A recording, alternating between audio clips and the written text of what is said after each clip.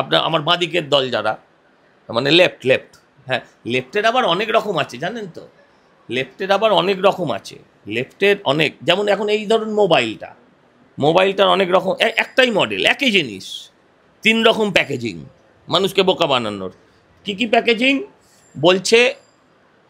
অমুক ম্যাক্স, অমুক প্রো, অমুক আলট্রা। সেরকম লেফটেরও আছে, আলট্রা লেফট মানে নকশাল, না হচ্ছে আলট্রা লেফট, আপনি সবই জানেন।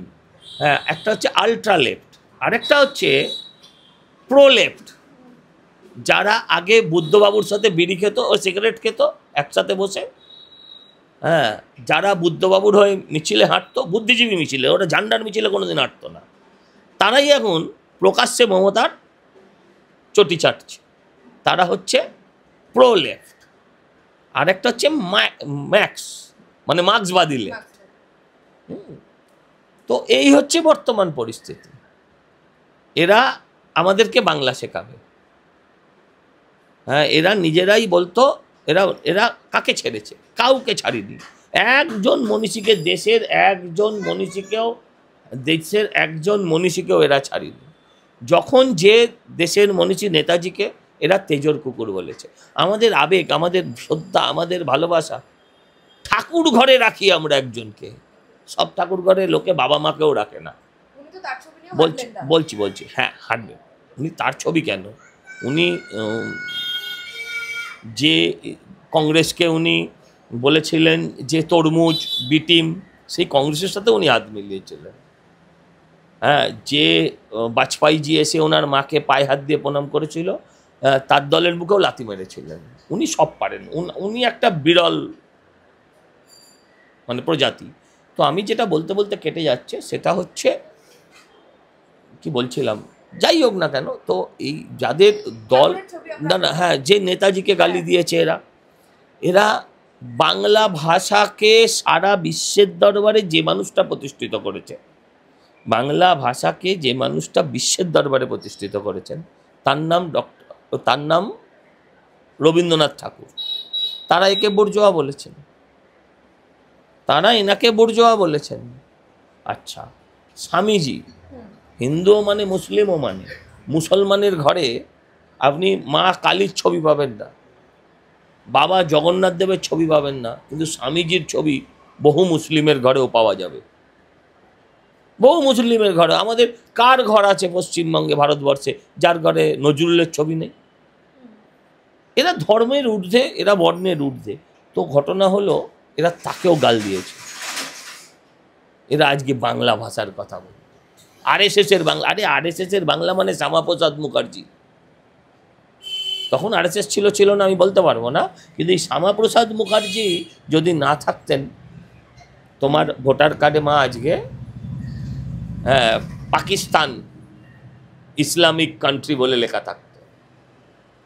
তুমি যে এই দেশে আছো, এটা শ্যামাপ্রসাদ মুখার্জির সৃষ্টি। আর এই শ্যামাপ্রসাদ মুখার্জি, এদের চরম অ্যালার্জির বিষয়, তোমাদেরও বিষয়, তোমাদের মানে তোমার দর্শকেদের, হ্যাঁ, চরম অ্যালার্জির বিষয়। কিন্তু এই বাস্তবটাকে অস্বীকার করলে চলবে না। এরা এই বাস্তবটাকে ভুলিয়ে দিয়েছিল। এরা, আচ্ছা তুমি বলতে পারো পশ্চিমবঙ্গ কবে ভারতবর্ষের সঙ্গে অ্যাড হয়েছিল? কত তারিখে বলতে পারো? তোমার এরপরে তুমি ইন্টারভিউ যার সাথে নেবে তাকে জেনে নিও, দেখো সেও বলতে পারবে না।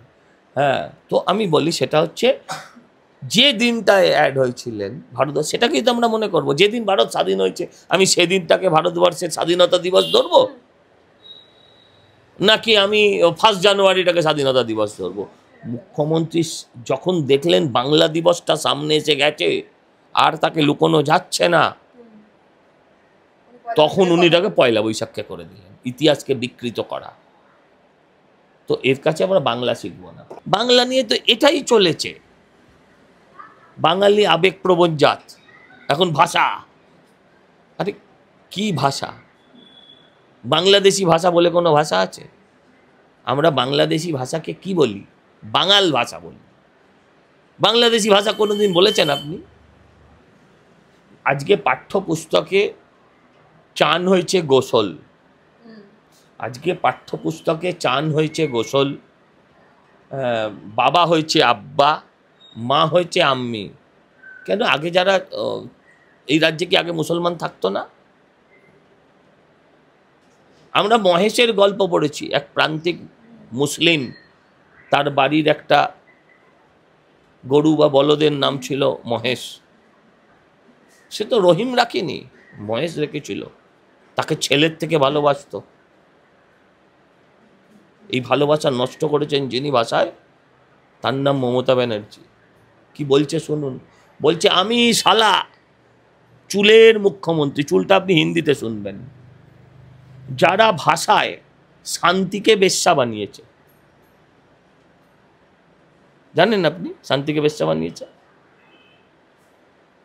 বলছে শান্তির ছেলে। বিজেপির লোকেদের দেখলে শান্তির ছেলে বললে আপনি কি শুনছেন? এখন শান্তির ছেলে কি বললে আপনি কি শুনছেন? কোনো শান্তিবাবু যদি পাড়ায় থাকেন, তাকে যদি কেউ বলে ও তুই তো শান্তির ছেলে, সে তো জুতো পেটা করবে।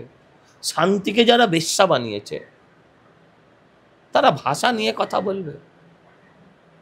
কংগ্রেস অবশ্য কিছু বলছে না এখনো অবধি, অস্তিত্বও নেই।